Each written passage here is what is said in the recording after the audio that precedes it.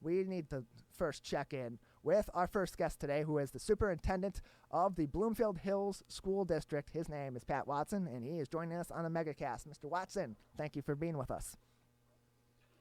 I appreciate it. Good morning. How are you? I am fantastic. How are you? How's your family? How's your team?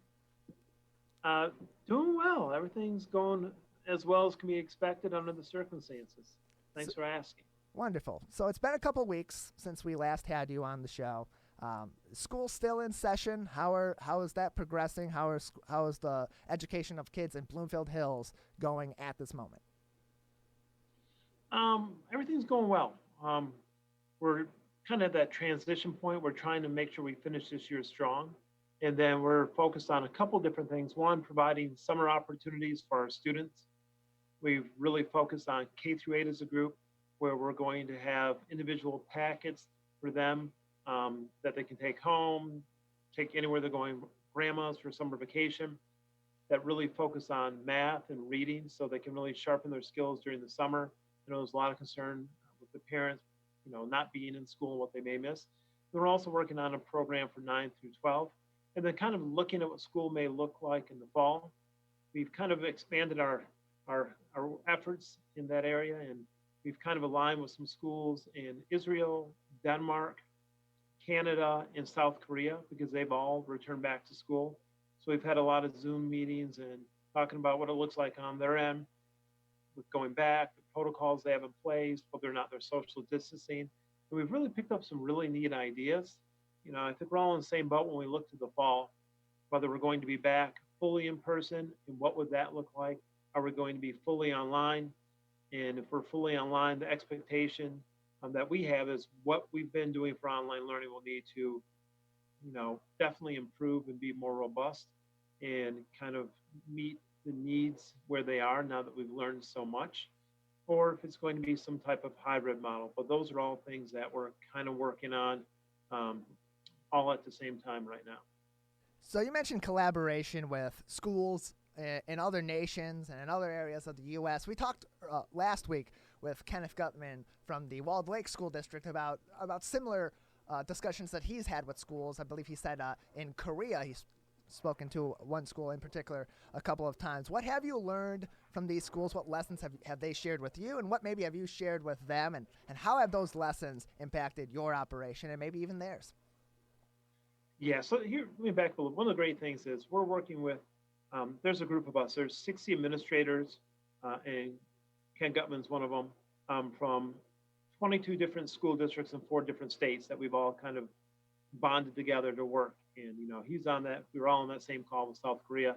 It's been great. So one of the things we've learned, just how technology can really be leveraged as an opportunity to increase learning. And that while we have these robust and fairly well done continuous learning plans, there are better opportunities out there. I'll give you an exact example.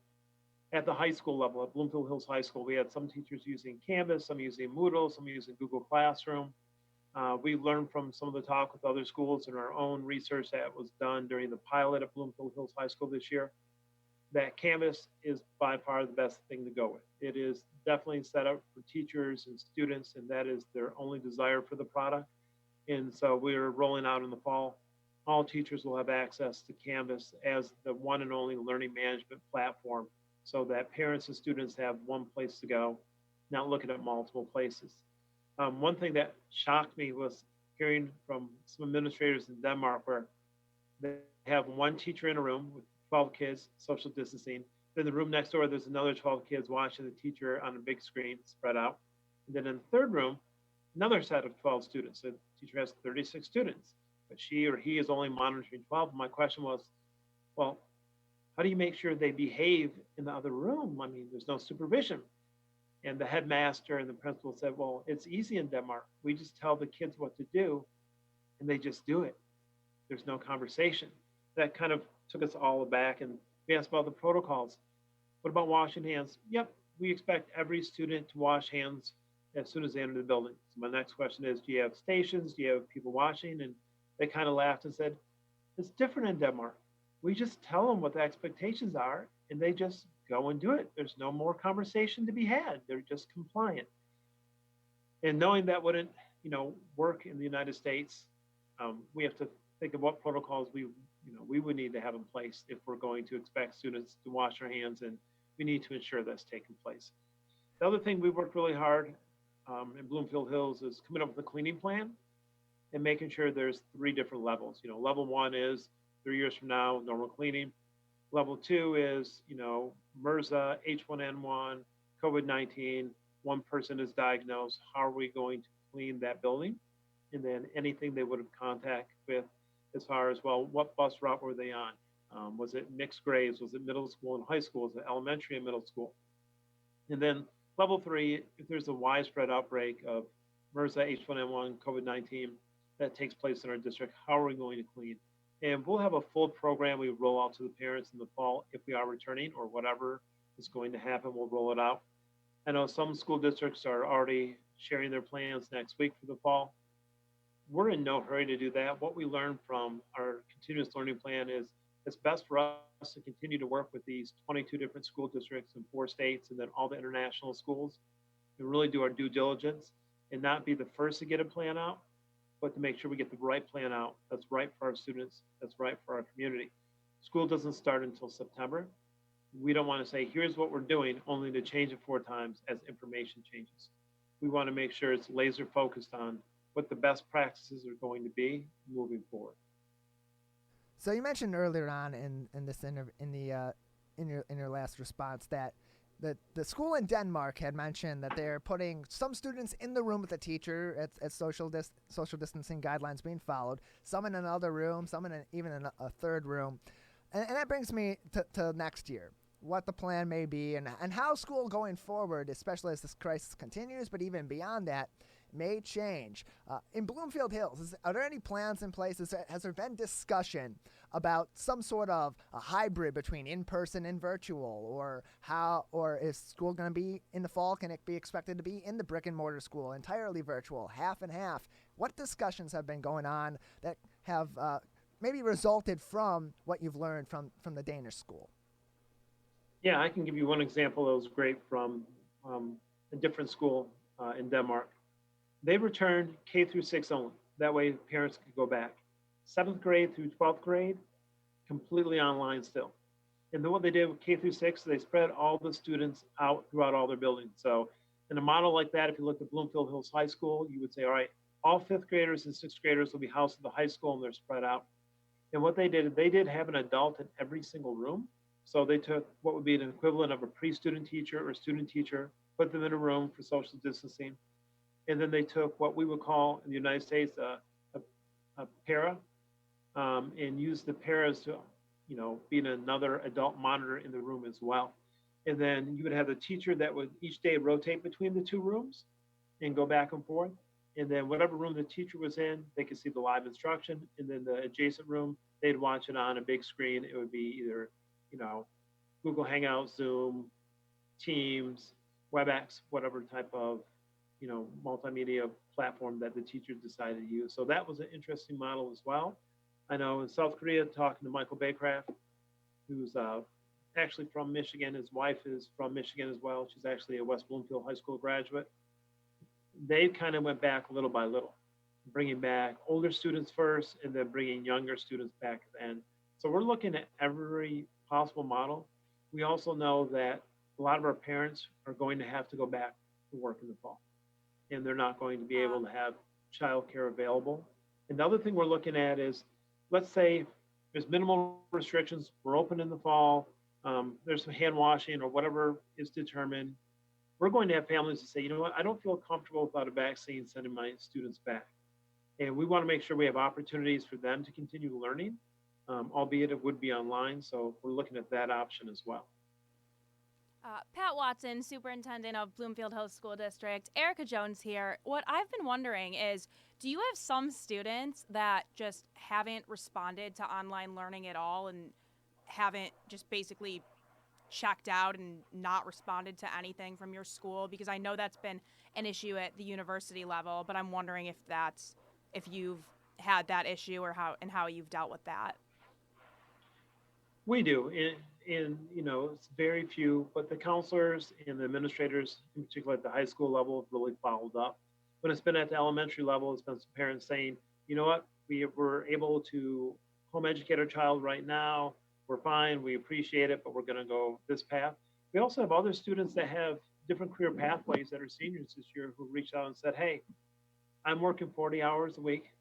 I want to be a mechanic, and I'm doing work on, ambulances and large vehicles for the township, and this is my career job. Can we work something out so I can get whatever credits I need to still graduate on time? But I want to continue working 40 hours. I've got my career job now. I was fortunate that, to be able to have this fall in my lap right now. So we worked out those circumstances as well, so those students can graduate on time like they're supposed to, and still go on with what they want to do for a career moving forward in life. Yeah, and for seniors, I think that's great that they're able to do that and you're accommodating them. But how do you respond to parents of younger students who just think they can educate their children on their own at home because they still need, the instruction in order to be at the same level as the rest of their classmates for when school does return at whatever point that may be? So how do you deal with that? Yeah, so parents have the right to do that. That's a decision they can make. I mean, these are extreme times. And what we don't want to do is not have some type of flexibility and just say, well, no, you have to do what we say. So part of our summer program is going to be bridging that gap and making sure that students have access to learning materials that they can use for the summer. And this will be completely free of charge. This will not be at a cost for our K through 8 students to have this printed material. And then we're looking at when we do get back in the fall, how do we assess and see where students really are? One of the things we made sure to do that while we were out, we aligned all of our curriculum. So we made sure, if you're K through 5 and you're a fourth grader, whatever you're receiving for instructional material in any grade is the same across the district. That way we know what we attempted to cover. We then can assess and measure whether we were able to accomplish that or how much we could accomplish during the shutdown. And then we start filling in some of those gaps and providing interventions where needed. And one of the things we're very, very cognizant that we need to do, we need to help that student who might be a little behind. We're going to need to help the student who's right where they need to be and they want to move forward. Or we also need to be able to help the student who comes back, who's really excelled for, during this time off. Maybe they read 3 hours a day and did math for 3 hours a day, and that was their whole focus. We don't know. But we know those are the 3 different categories that we'll have to make sure we have plans for, so that we can differentiate and really meet the students where they're at. So there's kind of an elephant in the room going forward, too. You got all these programs that are in place to help these students out now during this time and going forward, and there's plans for the fall, but all of that can have a huge monkey wrench thrown into it if, as expected, there are significant budget cuts coming from state funding for schools going forward. There's different estimates out there, as I've heard, $800 a student all the way up to $2,000 a student. How has Bloomfield Hills been preparing for the potential of a financial hit while still planning to maintain the excellent education that it has a reputation for providing to students? One of the first things is the Board of Education has been great stewards of the money. So here at Bloomfield Hills, we do have a fund equity or a rainy day fund, which is very important. The other thing we're looking at is really making sure we're strategic with what we're doing. So we want, if there are going to be cuts and everyone's going to have to make cuts, we want to make them as far away from the classroom as absolutely possible. And so we've been going line item by line item, looking at where we possibly can make a cut. And then also using zero-based budgeting so that, if we're going to purchase something, it's the right reason and it's the right amount. So I think everyone, when it comes to budgeting, basically is in the same boat from that standpoint. What will separate, depending on the cut and what happens, is those districts that have fund equity and those that do not. So if funding is slashed in some of these schools and they don't have fund equity, like you say, like Bloomfield Hills has, how does that affect, how do you see that affecting these schools? What can other schools in the immediate area and their families expect to see possibly being cut or being severely impacted? So as you know, in my previous school district, I went through that in 2010, where we were a deficit district, we were bankrupt, we had zero fund equity, And we cut program after program after program and increased class size. It's a horrible thing to do to kids. No one wins in that situation. We all know that funding is, lacking in the state of Michigan. It needs to be significantly addressed across the board.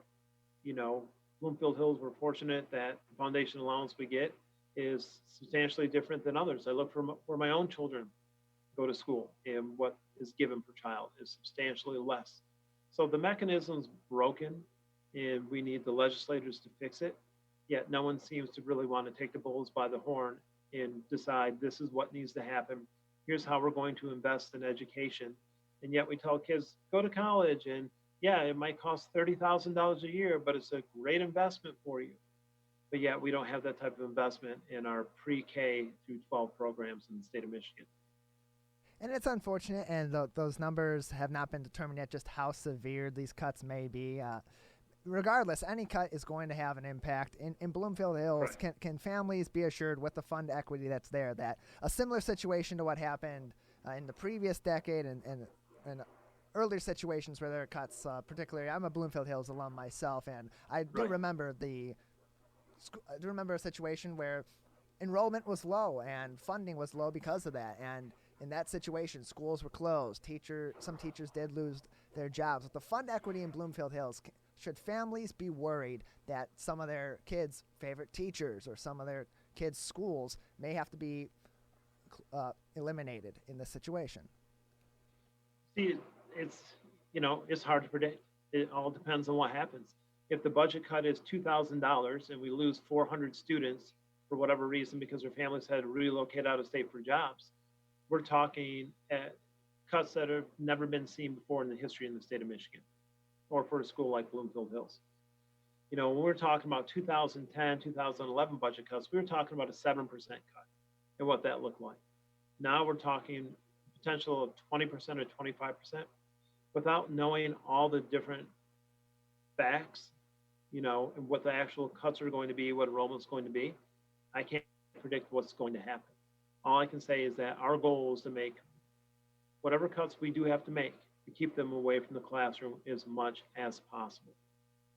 And finally, we just got a couple more minutes with you, Pat Watson, Superintendent of the Bloomfield Hills School District. A big concern right now also in the immediate time frame is how do you properly honor the senior class? A traditional graduation may still not be in the cards as we continue to go forward and slowly but surely return to some semblance of normalcy. Are there any plans in place that have developed since we last spoke in order to honor the senior class in some form of a graduation or honored ceremony?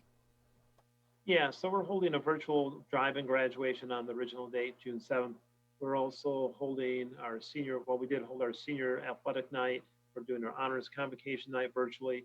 We're also planning for late July, early August graduation / gathering where we can get everyone on campus, get everyone on the football field, go through an abridged version of what a graduation or celebration would look like, allow the students to go in the building and take pictures. It's such an important closure and moment to have everyone together at that point in time. I know this, it's the last time that all these people are going to be in the room all together.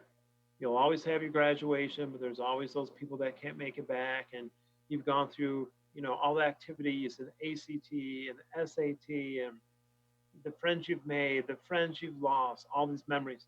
To not have that point where you can bring everyone together to say goodbye, it's just such a devastating loss. And that's why we're planning to hold the second event in August, just so everyone can be together one last time. And again, go in the building and take the pictures. You think of so many seniors on their last day, they're taking pictures in their high school building with their friends or in front of this, in front of that, and just everything that goes with it. My heart just breaks for everything that the seniors have lost this year.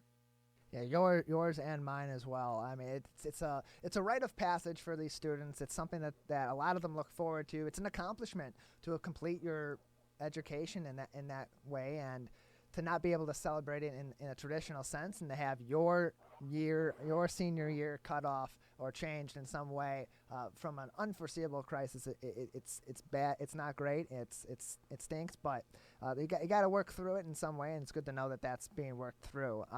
Lastly, we've seen in other school districts. We've talked to Ken Gutman. We've talked to Dr. Hill and other teachers about how they're honoring students in the lead up to the end of their educational journey in those school districts in Bloomfield, in West Bloomfield, and in Walled Lake. Has anything special like that been going on in the Bloomfield Hills School District that may be interesting for us to know? Basically, everyone's been doing the same thing, the different type of virtual events and celebration is possible. So right now we're trying to plan for our K through 8 celebrations and, the move up from 8th grade to 9th grade, or if you're going from 3rd grade to 4th grade in the middle school, what are those transitions going to look like? What are those celebrations going to look like? And that's kind of what we're building out right now. All right, Pat Watson, Bloomfield Hills Schools Superintendent. Anything else you'd like to say before I let you go? Just be well. That's it. It's great talking to you, and hopefully I'll talk to you again soon.